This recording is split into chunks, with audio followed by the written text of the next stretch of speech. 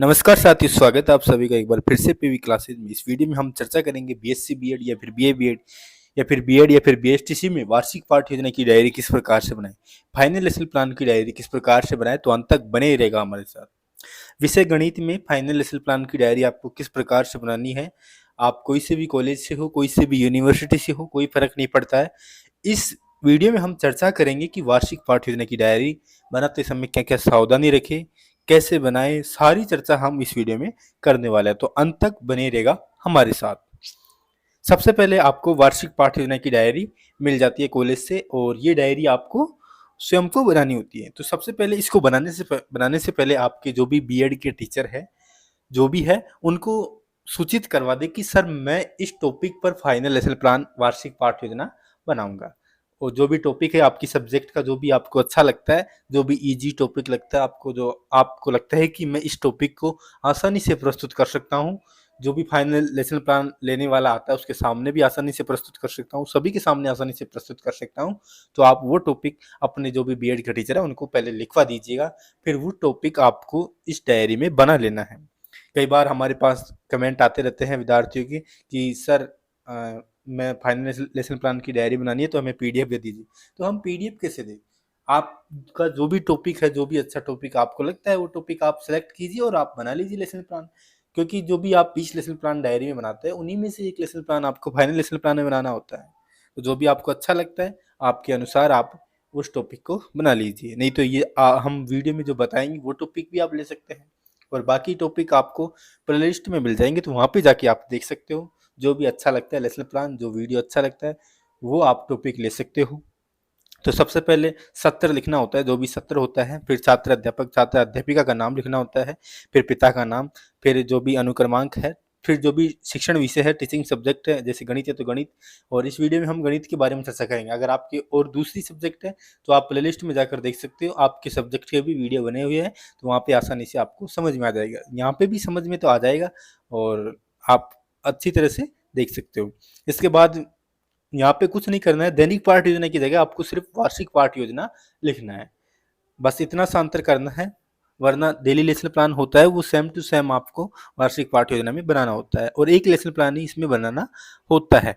और इसमें एक ऐसा लेसन प्लान लेना है जिसमें आप मॉडल वगैरह, चार्ट वगैरह भी बना सको।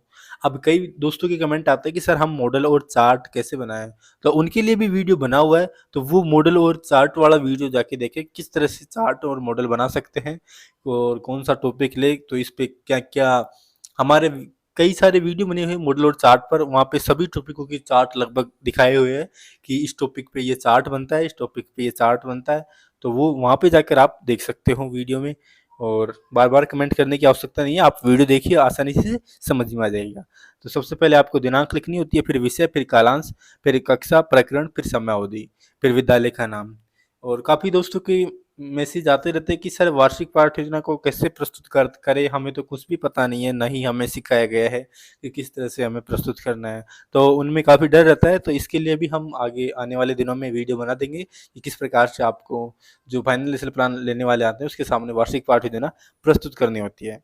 तो इसमें तो हम देखेंगे कि किस तरह से आपको डायरी बनानी होती है। फिर इसके बाद विद्यालय का नाम जो भी है, फिर शिक्षण उद्देश्य, अपेक्षित व्यवहारगत परिवर्तन, ज्ञानात्मक, छात्र विभिन्न प्रकार के चतुर्भुजों का प्रत्यास्मरण कर सकेंगे। छात्र विभिन्न प्रकार के चतुर्भुजों का प्रत्याविज्ञान कर सकेंगे। अवबोध, छात्र विभिन्न प्रकार के चतुर्भुजों का वर्गीकरण कर सकेंगे। छात्र विभिन्न प्रकार के चतुर्भुजों में अंतर स्पष्ट कर सकेंगे। ज्ञानोपयोगी, छात्र विभिन्न प्रकार से प्राप्त ज्ञान का उपयोग दैनिक जीवन में कर सकेंगे। छात्र विभिन्न प्रकार के चतुर्भुजों से प्राप्त ज्ञान का उपयोग उच्च अध्ययन में कर सकेंगे। कौशल, छात्र विभिन्न प्रकार के चतुर्भुजों के चित्र बनाने की दक्षता हासिल कर सकेंगे। छात्र विभिन्न प्रकार के चतुर्भुजों को सूचीबद्ध करके अलग अलग प्रदर्शित कर सकेंगे। अभिरुचि, छात्र विभिन्न प्रकार के चतुर्भुजों के अध्ययन के प्रति रुचि उत्पन्न कर सकेंगे। अभिवृत्ति, छात्र विभिन्न प्रकार के चतुर्भुजों के प्रति वैज्ञानिक दृष्टिकोण की दक्षता का विकास कर सकेंगे।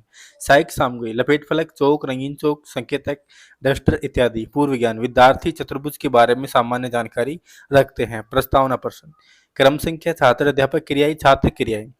एक निश्चित लंबाई वाली रेखा को क्या कहते हैं? रेखाखंड। अब यहाँ पे ये प्रस्तावना क्वेश्चन करने होते हैं, तो आपको ये प्रस्तावना क्वेश्चन करने से पहले आपको बोलना होता है कि जिसको भी आंसर आता है वो अपना हाथ ऊपर करेंगे, और सामूहिक आंसर कोई नहीं देंगे। तो फिर आप एक एक जो भी हाथ ऊपर करते हैं उनमें से एक एक को खड़ा करके उनसे आंसर जानने की कोशिश करेंगे। एक निश्चित लंबाई वाली रेखा को क्या कहते हैं? रेखाखंड। रेखाखंड को किस तरह की आकृति, रेखाखंड से किस तरह की आकृति बनाई जा सकती है? त्रिभुज, वर्ग, आयत आदि। वर्ग तथा आयत में कितनी भुजाएं होती है? चार। चार भुजाओं से घिरी आकृति को क्या कहते हैं? चतुर्भुज। चतुर्भुज के बारे में आप क्या जानते हैं? ये हो जाएगा समस्यात्मक प्रश्न। इसके बाद उद्देश्य कथन। छात्रों, आज हम चतुर्भुज के बारे में विस्तार से अध्ययन करेंगे। इसके बाद यहाँ से प्रस्तुतिकरण स्टार्ट हो जाता है, जिसमें 5 कॉलम बनाने होते हैं। शिक्षण बिंदु, छात्र अध्यापक क्रिया, छात्र क्रिया, श्यामपट्ट सारांश और विधि पर विधि। पहला शिक्षण बिंदु है आयत। इसके लिए भी आपको 3 विकासात्मक प्रश्न करने होते हैं। ये जो भी छात्र होंगे उनसे आपको ये विकासात्मक प्रश्न करने होते हैं। किस चतुर्भुज में आमने सामने की भुजाएं बराबर होती है? आयत। आयत के बारे में आप क्या जानते हैं? ये हो जाएगा निरुत्तर। इसके बाद छात्र अध्यापक कथन। वह चतुर्भुज जिसकी आमने सामने की भुजाएं समान हो तथा प्रत्येक कोण 90 डिग्री का हो आयत कहलाता है। इसमें विकर्ण बराबर व परस्पर समद्विभाजित करते हैं। विद्यार्थी ध्यानपूर्वक सुनकर तथ्य को समझेंगे और ये आपको श्यामपट्ट पर लिखते हुए और समझाते हुए चलना है। ये श्यामपट्ट आपको छात्र अध्यापक कथन के जस्ट सामने चिपकाना होता है, ना कि ऊपर नीचे। ये विधि हो जाएगी व्याख्यान विधि। और इस तरह से आपको ये एक मिनीचर भी बनाना है, मिनीचर भी चिपकाना है। अगर आपके साइंस सब्जेक्ट है तो उसमें चित्र बना सकते हो, मैथ में भी चित्र बना सकते हो, जो भी मोस्ट इंपोर्टेंट सूत्र वगैरह है वो लिख सकते हो। तो ये मिनीचर आपको स्टेशनरी की दुकान पर अवेलेबल हो जाता है, वहाँ से आप ला सकते हो। इसके बाद बहुत प्रश्न करने होते हैं। आयत की परिभाषा बताइए। जो भी है आयत की परिभाषा बता देंगे। आयत के प्रत्येक कोण का कितने डिग्री का होता है? 90 डिग्री का। विधि हो जाएगी प्रश्नोत्तर विधि। इसके बाद अगला शिक्षण बिंदु है वर्ग। इसके लिए भी हमें विकासात्मक प्रश्न करने होंगे। ऐसा कौन सा चतुर्भुज है जिसकी चारों भुजाएं बराबर होती है? वर्ग के बारे में आप क्या जानते हैं?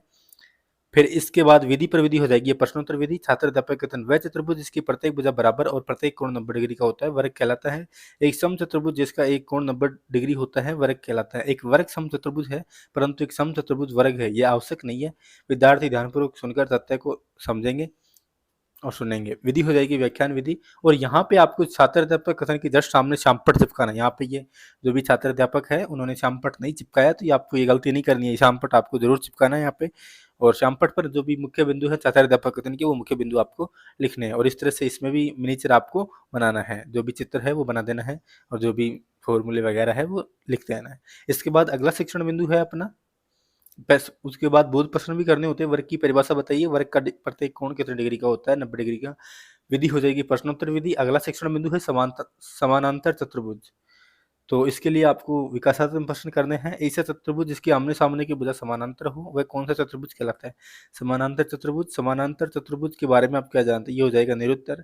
छात्र अध्यापक कथन। एक समानांतर चतुर्भुज वह होता है जिसकी सम्मुख भुजाएं बराबर हो तथा सम्मुख कोण बराबर हो और उसके विकर्ण परस्पर समद्विभाजित करते हो तथा सम्मुख भुजाओं का एक युग्म बराबर हो और समानांतर हो। विद्यार्थी ध्यानपूर्वक सुनकर तथ्य को समझेंगे और श्यामपट्ट पर मुख्य बिंदु को लिखते हुए समझाते हुए चलना है। इस श्यामपट्ट का ध्यान रखना। छात्र अध्यापक कथन के जस्ट सामने आपको चिपकाना होता है। विधि हो जाएगी व्याख्यान विधि। इसके बाद बहुत प्रश्न करने के। कोण ए प्लस कोण बी दो मिलकर कितने का कोण बनाता है? 180 डिग्री का। समानांतर चतुर्भुज में कितने विकर्ण बनते हैं? 2 विकर्ण। प्रश्नोत्तर विधि हो जाएगी। इसके बाद मूल्यांकन प्रश्न करने होते हैं। 5 मूल्यांकन प्रश्न करने होते हैं। आपको ये श्यामपट्ट पर ही लिखने होते हैं। समानांतर चतुर्भुज क्या है? इसमें ऑप्शन दिए हुए, एक को टिक करना होता है। समानांतर चतुर्भुज का कोण खाली स्थान होता है। समानांतर। अगला क्वेश्चन है समांतर चतुर्भुज की विशेषताओं को लिखिए। चौथा क्वेश्चन है वर्ग की परिभाषा में विशेषताओं को वर्णन कीजिए। इसमें एक क्वेश्चन भी आप ऐड कर सकते हो। 5 क्वेश्चन होते हैं मूल्यांकन टोटल। इसके बाद एक क्वेश्चन आपको गृह कार्य के लिए देना है। आयत की परिभाषा लिखकर उसकी विशेषताओं का वर्णन करो। तो इस तरह से एक हमारी फाइनल लेसन प्लान कंप्लीट होता है। और इसका जो भी है मॉडल वगैरह जो भी चार्ट है उनका अलग से वीडियो बना हुआ है, तो वहाँ पे जाकर आप देख सकते हो कि किस तरह से चार्ट और मॉडल बनाए। तो इस तरह से आपको मॉडल और चार्ट बना के और ये डायरी अच्छे तरीके से बना के, इसमें अशुद्धियाँ नहीं करनी है बिल्कुल भी, सब चीज़ों का ध्यान रखना है। तो इस तरह से ये डायरी बनाकर आपको कॉलेज में जमा करानी होती है और फाइनल लेसन प्लान आपको प्रस्तुत करना होता है। धन्यवाद। जय हिंद, जय भारत।